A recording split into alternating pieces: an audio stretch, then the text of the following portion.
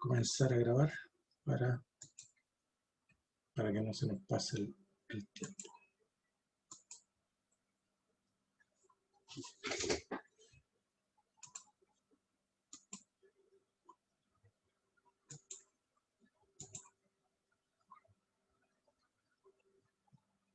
Ya, entonces estábamos realizando, ¿cierto?, el cálculo de la capacitancia, partimos la misma historia, ¿cierto?, con un conductor en un entorno, en dos puntos distintos, después una línea monofásica, etcétera, etcétera. En un conjunto de conductores, ¿cierto? Y ahora vamos a ver, igual como vimos para el caso de la inductancia, la capacitancia en una línea trifásica con espaciamiento equilátero. ¿Qué pasa en esta circunstancia? Ya que ya vimos una ecuación general, ¿no? Ahora la vamos a particularizar a una línea trifásica, ¿cierto? Con espaciamiento equilátero. Por lo tanto, como las distancias son iguales, ¿cierto? Obviamente que la ecuación se nos hace un poquitito más simple. Entonces dice la figura siguiente, muestra los tres conductores idénticos de radio R de una línea trifásica con espaciamiento equilátero. El otro concepto que tenemos que recordar, ¿cierto?, es que en el caso de las capacitancias se utiliza el radio externo y no el radio medio geométrico, ¿sí? Es un poquito para recordar algunas de las cosas. La ecuación 265 dice, expresa el voltaje entre dos conductores debido a las cargas en cada uno si se supone una distribución de carga uniforme, es decir, la distribución de carga en el conjunto de los dos conductores. Si a uno le llamamos Q y el otro más Q y el otro menos Q, o Q sub A o Q sub B, o no, lo mismo. Así el voltaje V sub AB, la diferencia potencial entre esos dos conductores de la línea trifásica debido solo a las cargas en los conductores A y B, es lo que tenemos acá, ¿no? Esto lo habíamos determinado. La diferencia potencial entre ambos conductores sería 1 sobre 2pi epsilon Q sub A logaritmo de D sobre R más Q sub B logaritmo de R sobre D. Eso es el R que ha cambiado, ¿cierto?, por las distancias D. Nos paramos en un solo punto.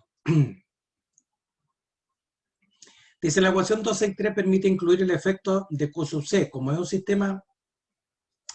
sistema trifásico, ¿cierto?, hay una carguita Q sub C. Nos paramos en un conductor, Q sub A, por ejemplo, y la influencia Q sub B sobre Q sub A, y después Q sub C sobre Q sub A. Aquí tenemos la diferencia potencial B sub AB, o sea, el producto de estos dos. Entonces, dice, permite incluir el efecto de Q sub C, porque la distribución de carga uniforme sobre la superficie del conductor es equivalente a concentrar la carga en su centro. También lo dijimos, ¿cierto? Independiente que las cargas se acumulan en el contorno del conductor, teóricamente, como no podemos trabajar por cada punto de esos, porque tendríamos un pequeño radio, ¿no? Pero despreciamos ese pequeño radio, de alguna manera, y suponíamos que toda esa carga estaba concentrada en un punto en el centro, para evitarnos esas pequeñas distancias que están involucradas. Por lo tanto, el B sub AB, debido a la carga Q sub C, si se fijan, estamos calculando la diferencia potencial entre A y B, ¿cierto? A y B, y me queda el conductor C. Entonces, la distancia del conductor C al A es D, la distancia del conductor C al B es D, porque era un sistema equilátero, ¿no? Por lo tanto, ese producto dice que es 0, puesto que Q sub C es equivalente de A y B. Sin embargo, para mostrar que se están considerando todas las cargas, es decir, ya sabemos que esto nos va a dar 0, el aporte, entre comillas, de Q sub C sobre cada uno de ellos, debido a las distancias y por el logaritmo, ¿cierto?, no se nos va a hacer 0. Pero vamos a hacer la ecuación completa, es decir, 1 sobre 2pi epsilon, Q sub A por el logaritmo, de D sobre R, más Q sub B, logaritmo de R sobre D, más Q sub C, logaritmo de D sobre D, es decir, la distancia de C a A y de C a D, ¿ya? Y después vamos a determinar el voltaje B sub AC, que sería la misma historia, ¿no? Aquí sería 1 sobre 2pi epsilon, como estamos AC, sería Q sub A, logaritmo de D sobre R, más Q sub B, ahora el Q sub B, va a tener la distancia D al A y la distancia D al C. Por eso me queda logaritmo de D sobre D. Y más Q sub C, logaritmo de R sobre D. ¿Ok? Entonces aquí vamos a hacer entre comillas, un pequeño artificio matemático. Sumamos ambas ecuaciones. Vamos a decir B sub A B más B sub AC. Esto es sumando ambos, ¿cierto? Fíjense que acá si yo sumo estas ecuaciones, esto ya sé que esto es 0, ya sé que esto es 0. Y esto logaritmo de R sobre D, me queda logaritmo de R sobre D, esto es igual, factorizo y me queda 2Q sub A, esto es logaritmo de D sobre R, más Q sub B más Q sub C, logaritmo de R sobre D, ¿cierto? En desarrollo matemático, Q sub B más Q sub C, logaritmo de R sobre D. Ya están los dos Q sub A. En el desarrollo de estas ecuaciones dice, se ha supuesto que la Tierra está lo bastante lejos y tiene un efecto despreciable. Es decir, como para no considerar una diferencia de potencial entre los conductores y Tierra. Porque si hay una diferencia potencial, también teóricamente debiera haber una capacitancia. ¿Ya? Eso en principio. Ya vamos a ver que sí lo consideramos en todo caso. Entonces, el efecto de la Tierra, ¿cierto? Lo vamos a suponer lejos para que no haya ningún efecto sobre lo que nosotros estamos determinando. Si está en el espacio, lo que estamos haciendo y no hay nada que nos interfiera. Las cargas son sinusoidales y se expresan como fasores porque los voltajes se suponen sinusoidales y se expresan como fasores. Ok, y aquí viene un poquito el arreglo que le decía. A ver, déjenme ordenar acá porque no los veo. Ahí sí. Entonces, teníamos que, dice, si no hay otras cargas en la cercanía, la suma de las cargas en los tres conductores es 0. ¿Sí? Y se puede sustituir Q sub B más Q sub C por menos Q sub A, es decir, vamos a decir que Q sub A más Q sub B más Q sub C igual a 0. Por lo tanto, ahí despejamos Q sub B más Q sub C y eso me da menos Q sub A. ¿Ya? En esta ecuación de acá. Q sub B más Q sub C va a ser menos Q sub A.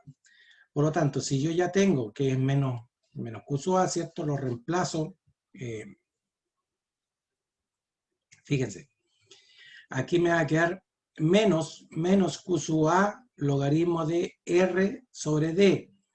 Ese menos Q sub A logaritmo de R sobre D es lo mismo que yo diga Q sub A logaritmo de D sobre R, ¿no? ¿Están todos de acuerdo con eso, no? Que yo puedo invertir ese, le cambio el signo adelante y puedo invertir el argumento del logaritmo. ¿Sí? ¿Todos de acuerdo, muchachos? ¿Se acuerdan de matemáticas? Bien. Entonces ahora me queda Q sub A logaritmo de D sobre R y ya tengo 2 Q sub A. Por lo tanto, como ya tengo 2 Q sub A más 1 Q sub A, me queda 3 Q sub A logaritmo de D sobre R. ¿Ok? Ok, a eso vamos a llegar como B sub A más B sub AC de la ecuación anterior. Pero yo aquí puedo representar B sub AB, aquí están mal puestos los monitos, pero ya no importa. B sub AB, B sub BC y B sub CA. ¿Ya? Porque digo que están mal puestos los monitos, porque siempre uno cuando pone B sub AB, supone que el A es la punta del vector, es decir, este debería ser A. Y si ese es A, este debería ser B. Y aquí me queda B, y acá me queda, bueno, si aquí me queda A, este sería el B. Entonces este no podría ser B, ¿ya? Pero bueno, ya lo que me interesa por ahora son estos vectores así. Entonces, si lo representáramos así, B sub AB, B sub BC, B sub CA, ¿cierto? Yo aquí al neutro de este triángulo tengo un punto común, por lo tanto, desde A hasta B, yo tengo ese vector, ¿sí? Entonces, fíjense lo que vamos a hacer. Vamos a sumar B sub AB más B sub AC, ¿sí? De aquí, de este vector. Si yo sumara, y fíjense que lo que me resulta acá, porque yo aquí tengo B sub CA, Y aquí yo tengo B sub AC, que significa que es el vector opuesto a este, ¿no? Entonces yo sumo B sub a B más B sub AC, que sería el vector opuesto a este, sería un vector para acá, ¿no? ¿Sí? Entonces, sacando de ahí eso, me dice, de esta figura se obtienen las siguientes relaciones entre los voltajes de línea AB y AC, ¿cierto? Y el voltaje B sub AN, que es el voltaje de fase, de la línea A al neutro del circuito trifásico. Entonces, B sub AB sería raíz de 3 veces B sub AN, raíz de, perdón, con ángulo de 30 grados, ¿sí? Es la proyección de este vector acá, ¿cierto? Aquí están los 30 grados. Recuerde que el interior de un triángulo equilátero son 180 grados, por lo tanto cada esquina son 60, y como que aquí estamos dividiendo por 2, me queda 30 y 30, por lo tanto aquí son 30 grados. Entonces esto lo que estamos viendo ahí es la proyección de esto en ese vector de allá. Entonces tengo que el B sub AB es la raíz de 3, porque ya sabemos que el voltaje de línea es raíz de 3 veces el voltaje de fase, y este es el voltaje de fase, por lo tanto son raíz de 3 veces el voltaje de fase con ángulo de 30 grados, que es la proyección hacia el otro lado. ¿Ok? Entonces vamos a tener que eso, el 30 grados es como expresarlo como 0,866, que es la raíz de 3 medios, ¿cierto? Más un medio, más J un medio. El B sub AC es lo mismo que menos B sub CA, que es el que tenemos en el otro lado. Por lo tanto, este sería raíz de 3 B sub AN menos 30 grados, o mirado desde otro lado. Si aquí yo tengo 30 grados positivos, hacia abajo tengo menos 30 grados, ¿sí? Eso es lo que tenemos ahí. Entonces, esto nuevamente expresado en rectangular me queda 0,866 menos J05, porque tengo un menos 30 grados, ¿sí? Y ahora sumamos B sub AB más B sub AC, sumamos estos dos porque eso fue lo que obtuvimos en la ecuación anterior, ¿no? Porque tengo que hacer la misma, hacer la igualdad, ¿no? Entonces, si sumamos esto, B sub AB más B sub AC, esto me da 3 B sub AN. ¿De dónde salen esos B sub 3 B sub AN, muchachos? Esto es un medio y esto es menos un medio, por lo tanto, esto si yo lo sumo se me van a ir, ¿cierto? Ya se me van ya, ¿cierto? Entonces fíjese que aquí yo tengo raíz de 3, esto es 0,866, es raíz de 3 medios. Raíz de 3 medios por raíz de 3 me queda 3 medios, lo mismo acá abajo, 3 medios. Y 3 medios más 3 medios, eso es 3. Y ahí está el 3 que me aparece ahí. ¿Sí? ¿Hasta ahí están siguiendo todos? Entonces fíjese que ahora igualamos esta ecuación porque anteriormente obtuvimos que el B sub AB más el B sub AC es 3Q sub A sobre 2pi epsilon logaritmo de D sobre R. Y por este otro lado, por el lado de los fasores, obtuvimos que el B sub AB más el B sub AC es 3B sub AN. O sea, 3B sub AN es igual que 3Q sub A sobre 2pi epsilon logaritmo de D sobre R, ¿no? Y como están en ambos lados los 3, se me van los 3. Y lo que estoy diciendo acá entonces, que el voltaje al neutro, o el voltaje de fase, ¿cierto? Es Q sub A sobre 2pi epsilon logaritmo de D sobre R. ¿Sí? Eso hasta ahí. Estamos hasta ahí, seguimos la idea. ¿Sí? Ok. Como la capacitancia al neutro dice, es la relación de la carga sobre un conductor al voltaje entre el conductor y el neutro, es decir, la capacitancia al neutro sería Q sub A sobre P sub AN, ¿no? Entonces ya tenemos el Q sub A y el B sub AN dijimos que era Q sub A sobre 2pi epsilon, ¿cierto? Logaritmo de D sobre R. Entonces, como está 1 partido por 2pi epsilon, el 2pi epsilon pasa arriba. Y aquí tenemos la capacitancia al neutro de una línea. Capacitancia al neutro. Faradios por metro. Recuerden que ya estábamos trabajando en las unidades por unidad de longitud. Estábamos suponiendo una longitud de un metro del conductor. ¿Ya? Faradios por metros, entonces, al neutro del conductor. Comparamos la ecuación 283 con la 270 y muestra que son idénticas las que habíamos tenido anteriormente cuando hicimos los cálculos de la línea monofásica, ¿no? Entonces, estas ecuaciones expresan, dice, la capacitancia del neutro para líneas trifásicas con espaciamiento equilátero y para líneas monofásicas respectivamente. Esta ecuación es la misma que obtuvimos cuando obtuvimos la línea monofásica, si revisan los apuntes. Entonces, de manera similar, se recuerda que las ecuaciones para la inductancia por conductor son iguales para líneas monofásicas y trifásicas espaciadas equilateralmente. ¿Se acuerda que obtuvimos la inductancia cuando tuvimos la inductancia, cierto? Entonces, aquí para el caso de la capacitancia es lo mismo. Capacitancia al neutro es lo mismo que la capacitancia de una línea monofásica. ¿Ya? El término corriente de carga, dice, se aplica a la corriente asociada con la capacitancia de la línea. O sea, la corriente de carga va a ser J omega C sub AB por B sub AB. ¿Se acuerdan que hablamos de la corriente de carga, no? Que es la corriente por el efecto de que se cargaba y se descargaba. El hecho de ser corriente alterna, ¿cierto? Está un semiciclo positivo y un semiciclo negativo. Por lo tanto, era como que se cargaba y se descargaba, se descargaba y se descargaba. Esa corriente que no tiene que ver con corriente de carga, que es la que transporta la energía al otro extremo. ¿Se acuerdan que lo partimos mencionando? Bueno, esa corriente de carga está relacionada con la capacitancia. Por lo tanto, esa corriente la vamos a definir como J omega C sub AB por B sub AB. Para una línea trifásica, la corriente de carga se encuentra multiplicando entonces el voltaje al neutro por la susceptancia capacitiva al neutro. La susceptancia, recuerden que es el inverso de la reactancia. ¿Ya? Esto da la corriente de carga por fase y concuerda con el cálculo de circuitos trifásicos balanceados sobre la base de una sola fase con neutro de retorno. Es decir, trifásico y hay un neutro por alguna parte. Profesor, y dígame. en la diapositiva anterior, ¿cuáles eran las unidades de medida? ¿Cuál? ¿Esta? Claro. Este amperio, corriente de carga. Porque la que sigue es amper milla. Entonces quería saber si esta es por milla o por metro, no sé. Ah, ya, están por unidad de longitud. Bueno, este debería ser, si estamos trabajando por metro, este debería ser metro. ¿Ya? Ya. Como el voltaje RMS dice, varía a lo largo de la línea, la corriente de carga no es igual en todas partes de la misma. ¿Ya?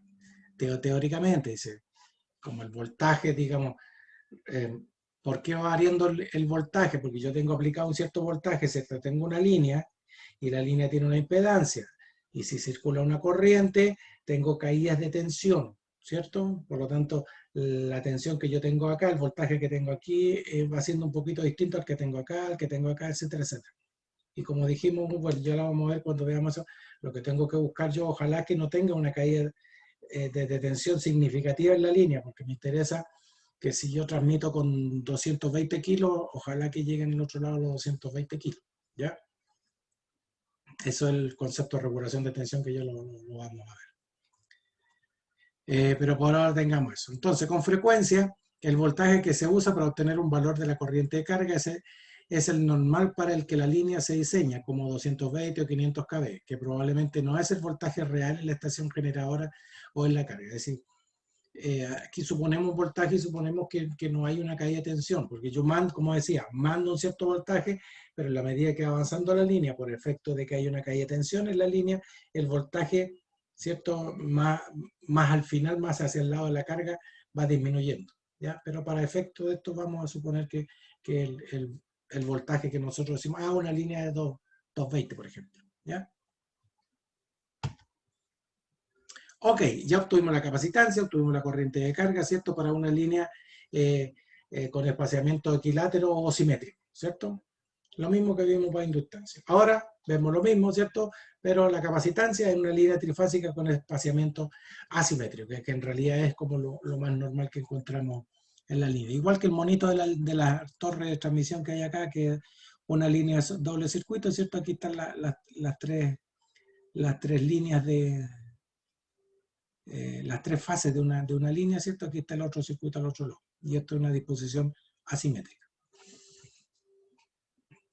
Entonces dice, cuando los conductores de una línea trifásica no están espaciados equilateralmente, se hace más difícil el problema de calcular la capacitancia. En las líneas comunes no transpuestas, la capacitancia de cada fase al neutro son diferentes. Son diferentes por las distancias, ¿cierto? Que también vimos, pasaba lo mismo en el caso de la inductancia. Esto se debe a que cada conductor ocupa las mismas posiciones que los otros en igual distancia a lo largo del ciclo de transposición. Para las configuraciones comunes, la asimetría de la línea no transpuesta es pequeña. Y los cálculos de capacitancia se llevan a cabo como si todas las líneas estuvieran transpuestas. ¿Se acuerda cuando vimos inductancia y decíamos, por efecto de que la inductancia depende de unas características físicas, que son las distancias, ¿cierto?, entre ellos? Teóricamente la inductancia de esta línea y de esta línea y de esta otra línea iban a ser distintas. Pero ¿qué es lo que se hace? Se transpone, ¿cierto? Se hace que cada fase pase por las distintas posiciones y después se trabaja como con un valor promedio, ¿cierto? Como para suponer que no hay transposición. No obstante, si no se considerara eso, como dijimos también, despreciamos ese efecto y suponemos como que todo estuviera transpuesto, ¿cierto? Y que no hay diferencia. Pero sí tenemos que tener claro que hay diferencias, porque depende de características físicas, insisto, ¿ya? Y que son las distancias. Entonces, como son asimétricos, las distancias son distintas, ¿ya? Por lo tanto, son distintas las distancias también al neutro, después lo vamos a ver, ¿sí? Una está más arriba, aquí mismo ustedes lo ven, pues si tengo el neutro acá abajo, ¿cierto? La Tierra, esta distancia es distinta a esta también son distintas, y entre ellos son distintas. Por lo tanto, hay diferencias, ¿ya? Pero vamos a suponer, sabiendo que hay diferencias, esas diferencias no son tan significativas, ¿ya? Ok, partimos suponiendo entonces la misma disposición que vimos para inductancia. Posición 1, posición 2, posición 3. ¿Ya? Distancias 1, 2, 2, 3 y 3, 1. Entonces, para la línea mostrada en la figura anterior, dice, se encuentran las tres ecuaciones para el voltaje V sub AB.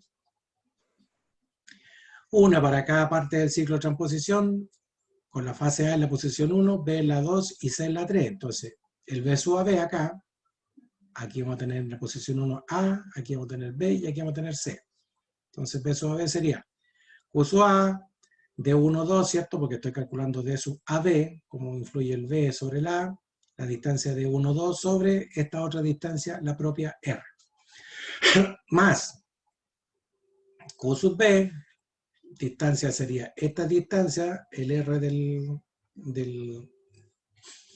conductor 2, ¿cierto? Y dividido por la distancia de 1, 2, del Q sub B en esta distancia. Y más Q sub C, y fíjense que aquí cambia, ¿se acuerda? Cuando teníamos el sistema equilátero, esto era D y esto era D, pero acá ya no es D. Entonces, ¿cómo influye el Q sub C en B? Tengo D2, 3 y en A, D3, 1. ¿Sí? Porque estamos calculando B sub AB. ¿Ok?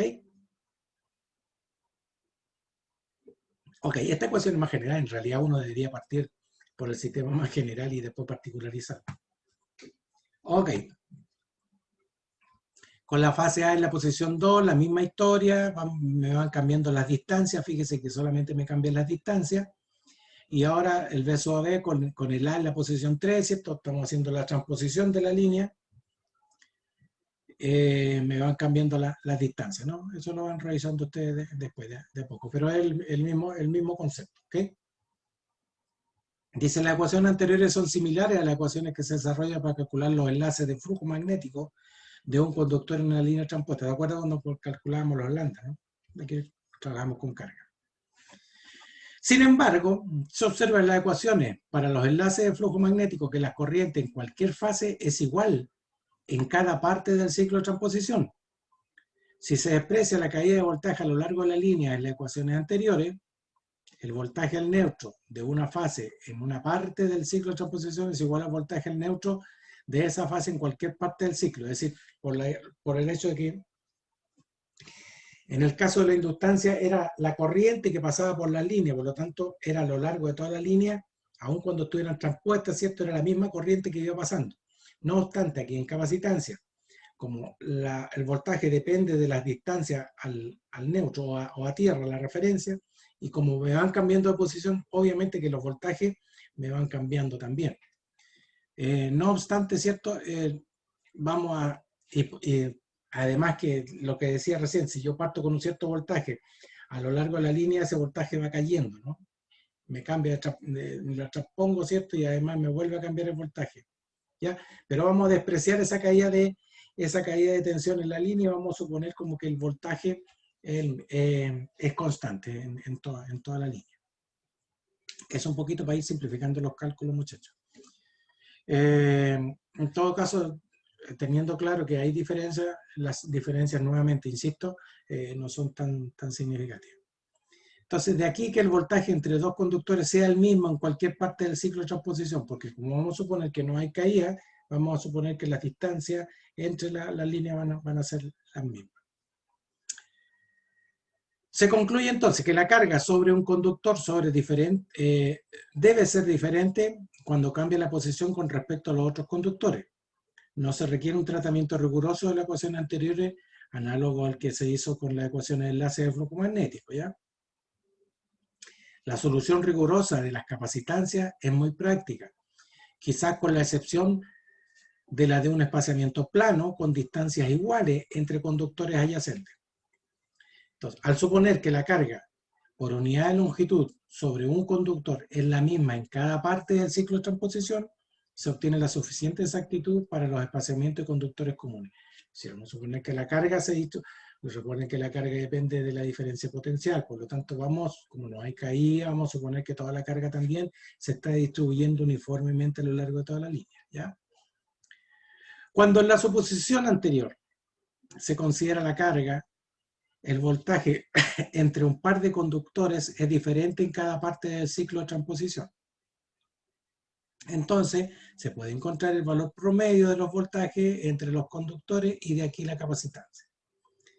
Por lo tanto, al sumar las ecuaciones 286 a 288 y dividir el resultado por 3, se obtiene el voltaje promedio, ¿sí? Es decir, calculamos voltaje en esta posición, en esta posición, en esta posición, sumamos, dividimos por 3, vamos a suponer el voltaje promedio, ¿cierto?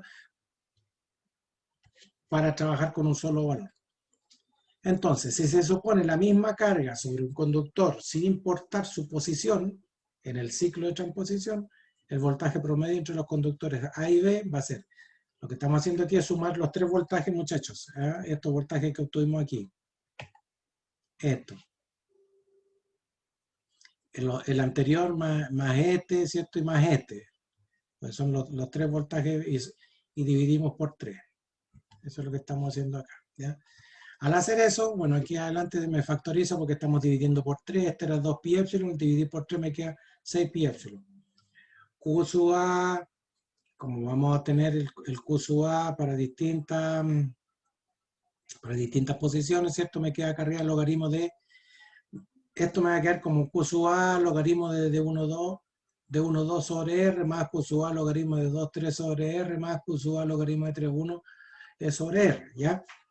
Como el Q sub A factorizo, ¿cierto? Y me queda la suma de logaritmos, yo lo puedo obtener como la multiplicación de los argumentos, ¿no? Entonces me queda de 1, 2 por de 2, 3 por de 3, 1, y abajo R por R por R, RQ. Lo mismo para el Q sub B, y lo mismo para el Q sub C. Pero fíjense qué bonito lo que pasa acá.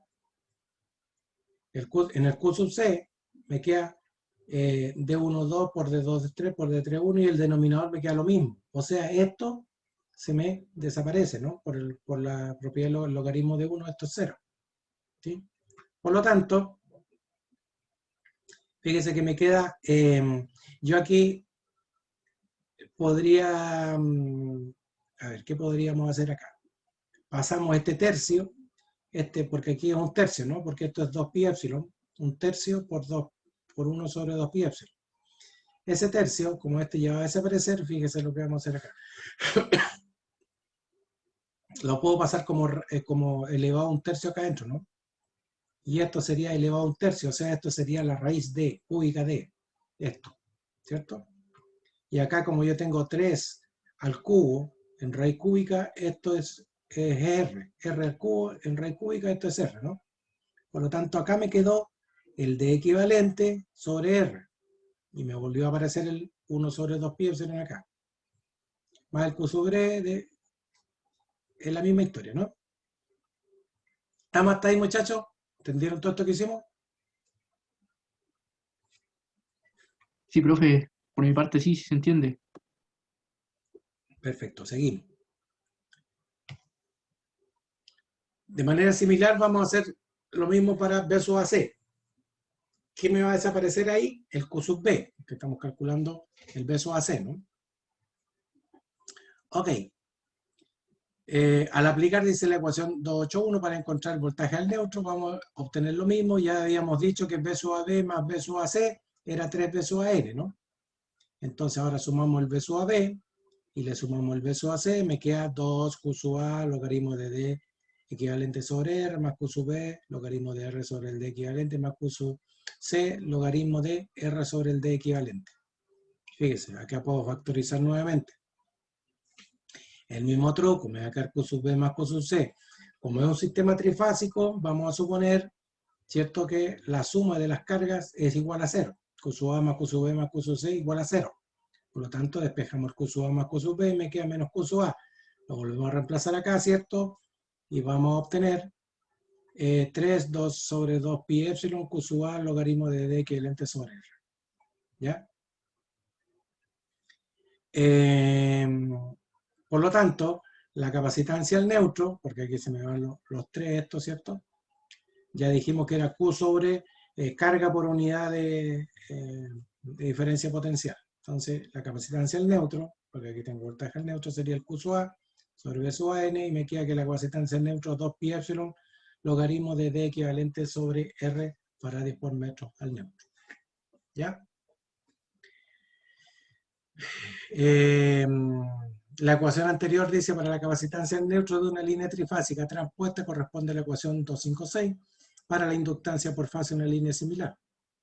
Como se definió en la ecuación 273, para encontrar la reactancia capacitiva al neutro, que está relacionada con la capacitancia al neutro, ¿cierto? Se puede obtener las componentes de la reactancia al neutro a un pie de espaciamiento, el equidad prima, y el factor de espaciamiento de la reactancia. Igual como lo que obtuvimos. Aquí yo tengo la capacitancia, ¿cierto? Y yo puedo tener la reactancia capacitiva. Es la misma historia que lo que hicimos para inductancia, pero aquí lo estamos aplicando con capacitancia, así que no hay mayor diferencia. Y obtenemos la capacitancia en neutro. Fíjese cuánto obtuvimos ahí. ¿Cuánto obtuvimos, muchachos, la capacitancia en neutro cuando vimos el equilátero? O distribución simétrica. O la capacitancia de la línea monofásica. Son casi iguales, profe. Casi iguales, ¿no? Tienen la misma, exactamente la misma estructura. Es como para no digan, ay, que tengo que aprenderme tantas ecuaciones. No, si las ecuaciones son prácticamente las mismas. ¿Ya? Pero lo que tiene que tener claro es el concepto, muchachos. ¿Ok? Ya.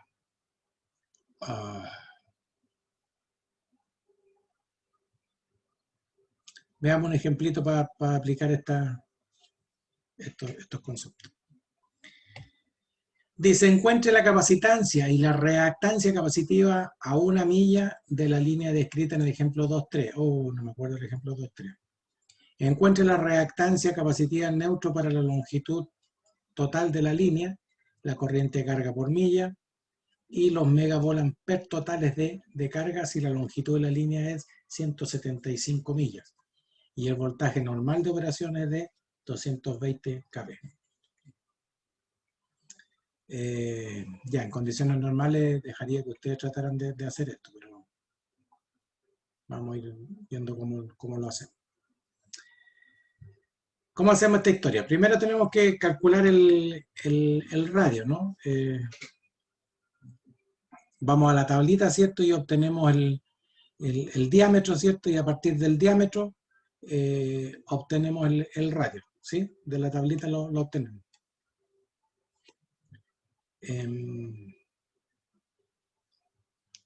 Entonces, tenemos que el radio sería, y este sería, ojo, que el radio externo, recuerden que aquí trabajamos con el radio externo, ¿ya?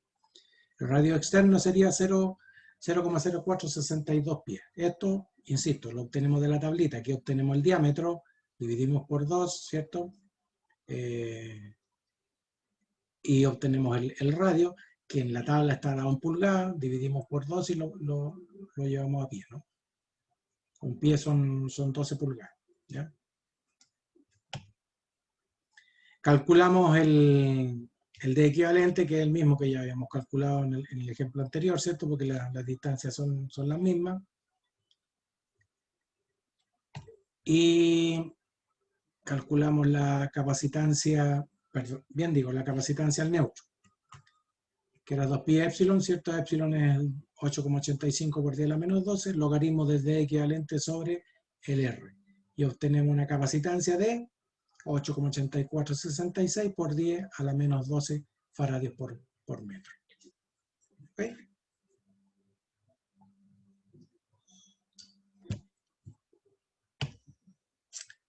Por lo tanto, la reactancia capacitiva, 1 sobre 2pi FC, 2pi F, sistema 60 Hz, ¿cierto? Por la capacitancia, aquí está.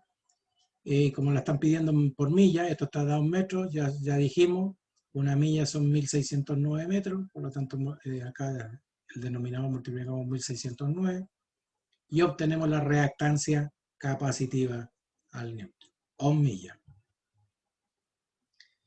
Lo mismo podemos hacer con las tablitas.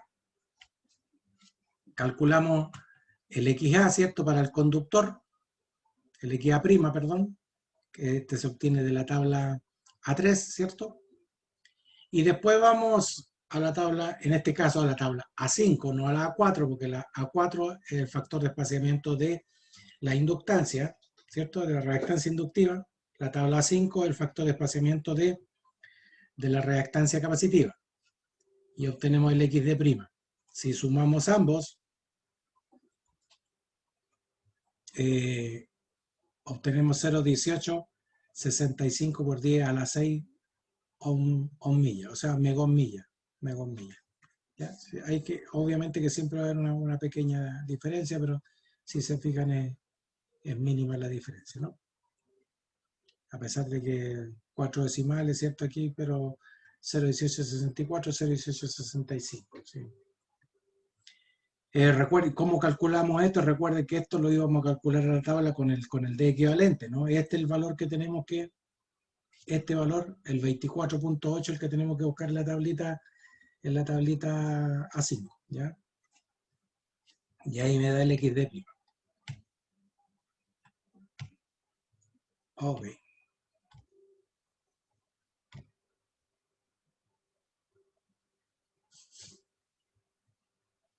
Pero me pedí algo más, parece, ¿no? Sí.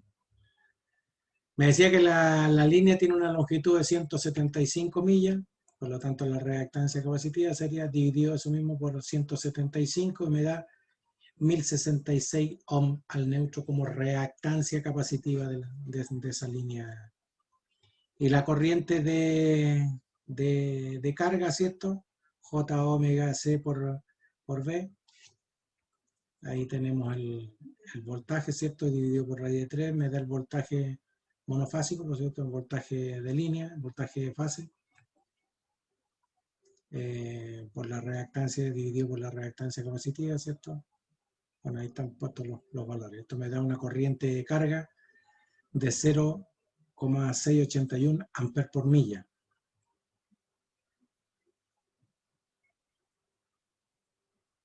Sí.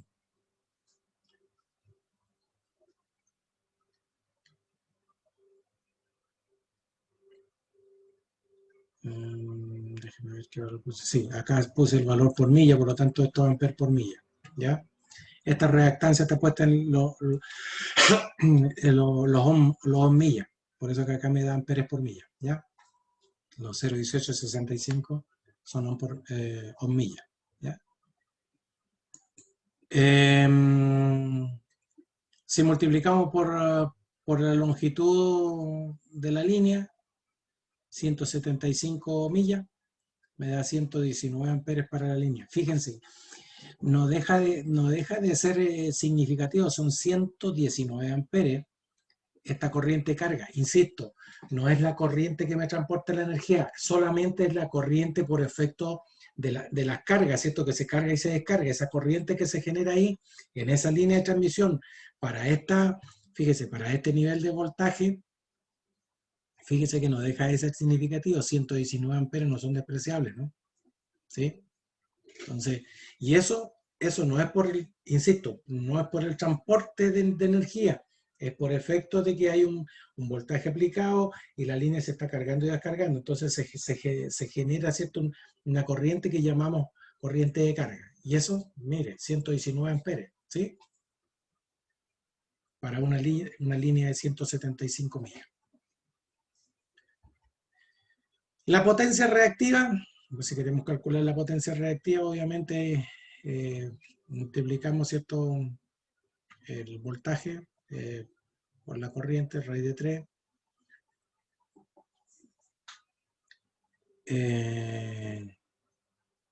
¿Por qué reactiva? Porque es la corriente que se me está generando por efecto de inducción de carga, ¿ya? Entonces, esta cantidad de potencia reactiva dice que es absorbida por la capacitancia distribuida es negativa de acuerdo con la convención. En otras palabras, la potencia reactiva positiva está siendo generada por la capacitancia distribuida en la línea. Es decir, es como que me está entregando una cierta potencia, y ya lo vamos a ver cuando veamos, cuando compensamos, ¿cierto?, por la regulación de tensión, que yo necesito subir, ¿cierto?, el nivel de tensión. Lo que hacemos es inyectar potencia reactiva. Y una de las formas de inyectar de potencia reactiva es poner una capacitancia. Entonces, aquí ya hay, si se fijan, ya como ya hay una capacitancia, aunque no haya carga en el otro lado, por el efecto de estar aplicado una diferencia de potencial, ¿cierto? Hay una capacitancia, por lo tanto, como hay una capacitancia, hay una potencia reactiva, ¿cierto?, que de alguna manera se está absorbiendo en esa línea, ¿no? Y por eso que la calculamos con esta corriente de carga, ¿ya? Ok. Hasta ahí estamos más o menos, muchachos, ¿sí?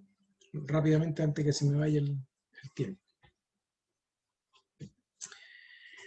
Hablamos, ¿cierto?, que calculábamos la capacitancia al neutro y de alguna manera calculábamos la diferencia potencial, el voltaje al neutro, y tomábamos el neutro, decíamos, o el voltaje a tierra, ¿no? Y tomábamos la tierra como referencia, ¿no? Eso es lo que estábamos haciendo. Entonces eso nos sugiere que de alguna manera el suelo, ¿cierto?, donde están puestas las líneas, me está influyendo de alguna manera en el cálculo de esa capacitancia. Entonces, ¿cómo yo considero ahora ese efecto del suelo sobre la capacitancia? Porque hasta el momento siempre hemos dicho capacitancia al neutro, voltaje al neutro, o voltaje a tierra, capacitancia a tierra, ¿no? No hemos dicho nada más. Entonces no hemos considerado el efecto del suelo. Por otro lado, decíamos que uno normalmente considera el suelo como una referencia. A partir de ahí yo mido la diferencia de potencial, y por eso que se llama diferencia de potencial, ¿no? ¿Sí? Entonces, hay una referencia. Entonces, de alguna manera, el suelo igual va a estar influyendo sobre las capacitancias. Ya vamos a ver que no es tan significativo, pero sí hay que tener claro, ustedes como ingenieros tienen que tener claro que sí que hay un efecto que me está produciendo este cuento. Entonces dice, el suelo afecta la capacitancia de la línea de transmisión porque su presencia altera el campo eléctrico de la línea. Recuerden que partimos toda esta historia que dijimos que por el hecho de que hay una diferencia potencial hay un campo eléctrico, ¿cierto?, en cada una de las líneas, y ahí es donde comenzamos haciendo todo el análisis, ¿no?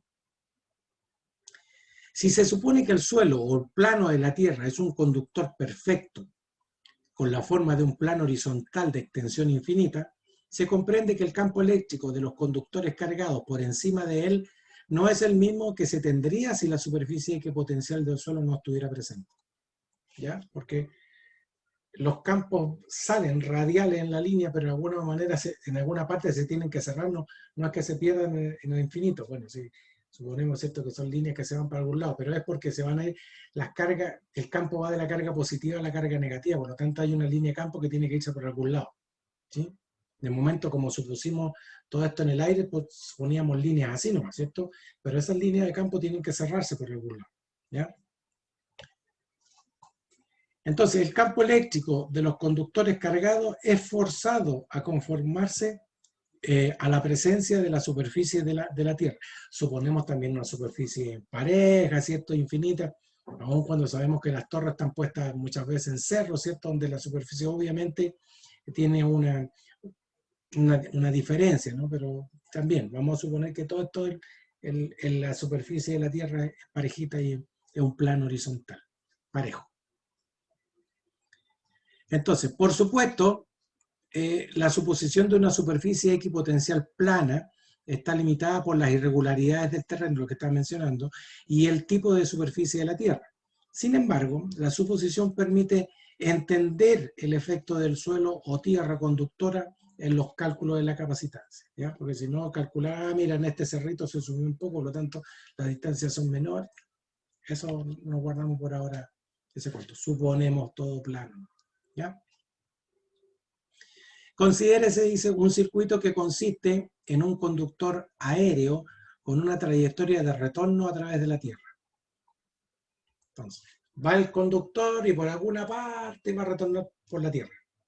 Por lo tanto, la superficie debiera tener ciertas cargas también.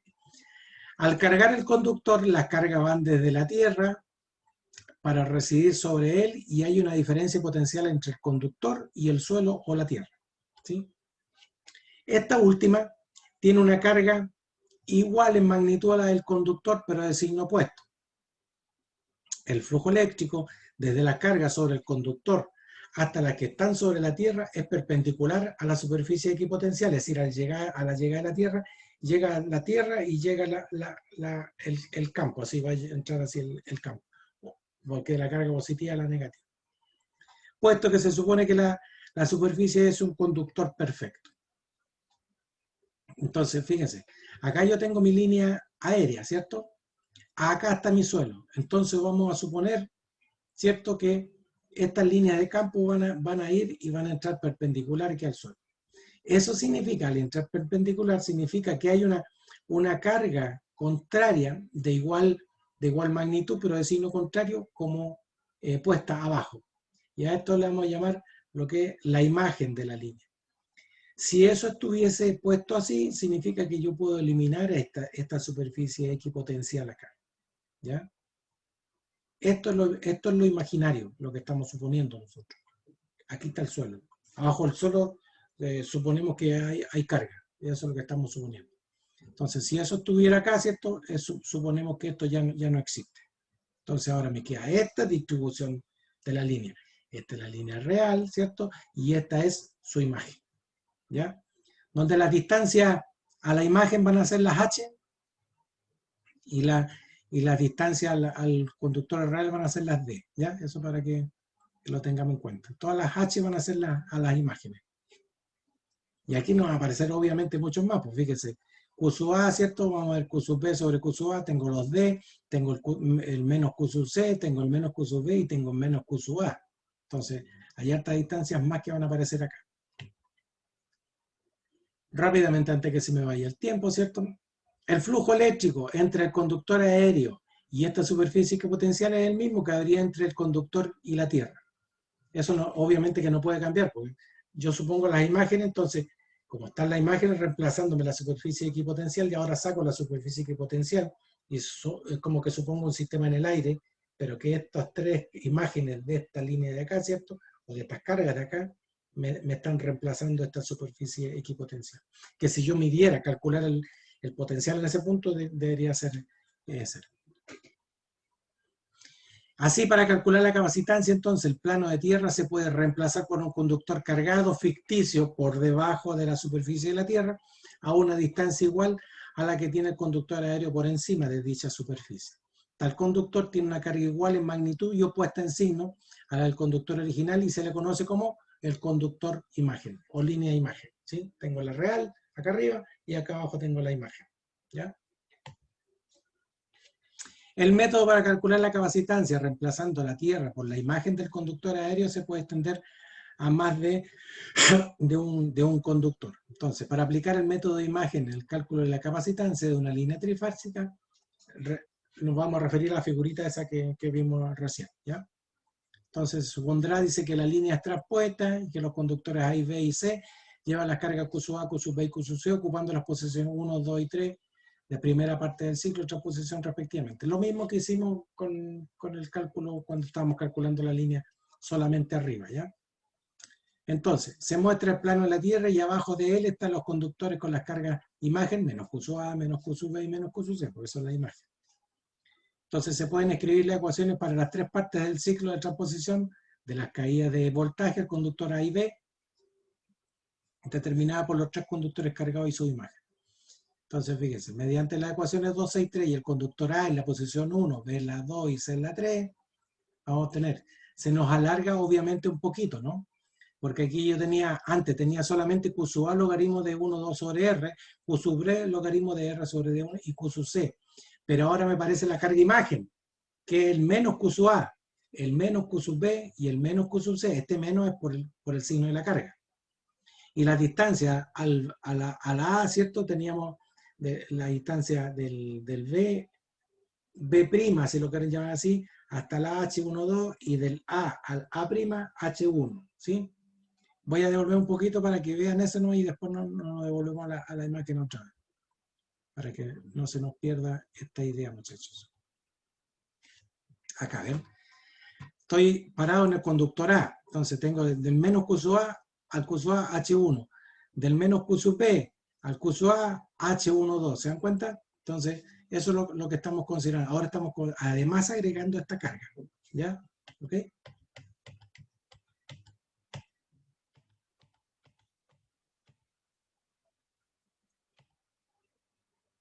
Eso es lo que tenemos acá entonces, ¿ok? Ya, lo mismo,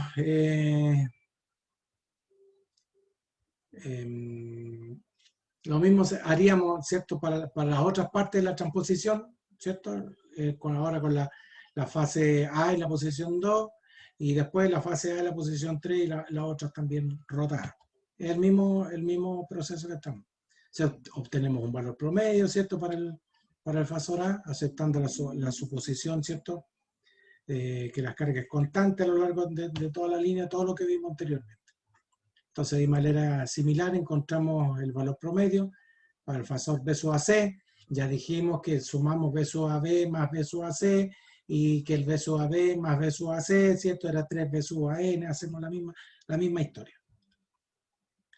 Haciendo todo eso, vamos a llegar a que la capacitancia al neutro, bueno, es el 2pi porque era el Q sub A sobre el B sub AN, ¿se acuerdan? Me queda 2pi epsilon, esto es lo mismo, y se acuerdan que cuando no estaba la imagen calculábamos esto, 2pi epsilon logaritmo de D equivalente sobre R, ¿no? Fíjense, lo único que me está alterando es esto. ¿Qué me está diciendo esto? Si yo miro acá, aquí estoy restando el denominador, es decir, si estoy disminuyendo el denominador, ¿no? ¿Qué pasa si disminuyo el denominador al cociente? ¿Qué pasaría con la capacitancia? ¿Es mayor o menor? Aumenta. Aumenta, ¿no? Porque estoy disminuyendo el denominador, ¿cierto? En esta cantidad.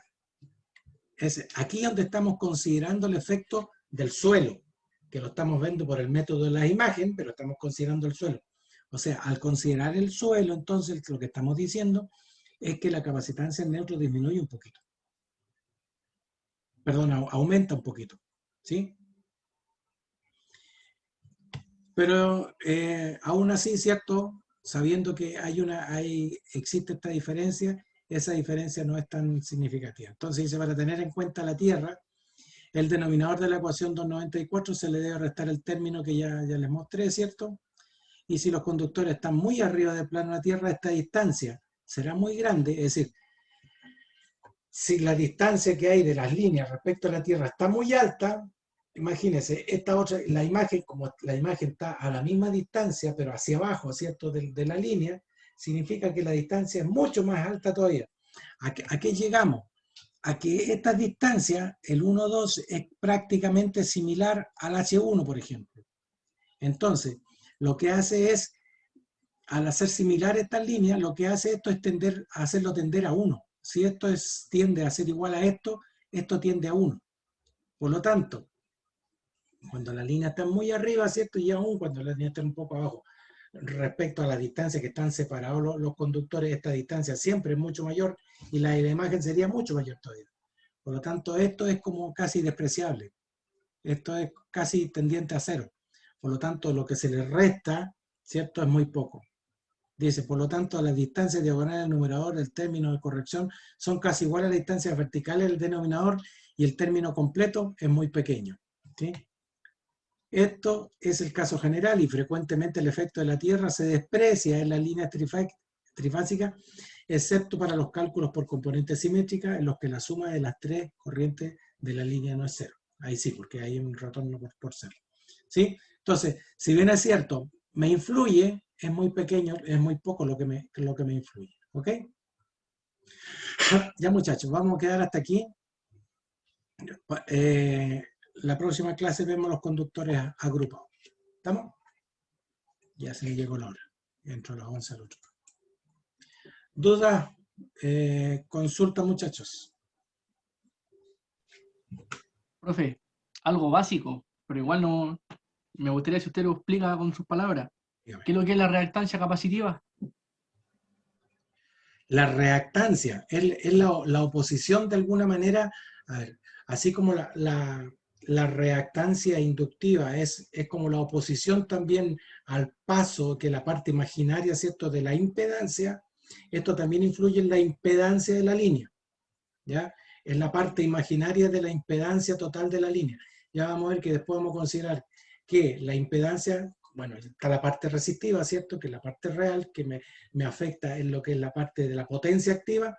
La parte reactiva, hay una parte que es inductiva por efecto de que hay circulación de corriente y hay una parte reactiva por efecto de que hay un voltaje. Entonces es como la oposición a la circulación de, en este caso, que la reactancia capacitiva, como tiene que ver con el voltaje, es como la oposición a esa diferencia potencial. Pero es la que me afecta sobre la potencia reactiva del sistema, ¿ya? Y que yo la puedo modificar. Lo hago más reactivo o menos reactivo. ¿Cómo lo hago más reactivo? Con más inductancia. ¿Cómo lo hago menos reactivo? Con más capacitancia. Entonces voy variando la parte reactiva del sistema. ¿Sí? Ya lo vamos a ver cuando veamos Ya, regulación. profe, muchas gracias. Lo vamos a ver cuando veamos regulación de voltaje, ¿cierto? Que yo me influyo sobre la parte reactiva, sobre la reactancia.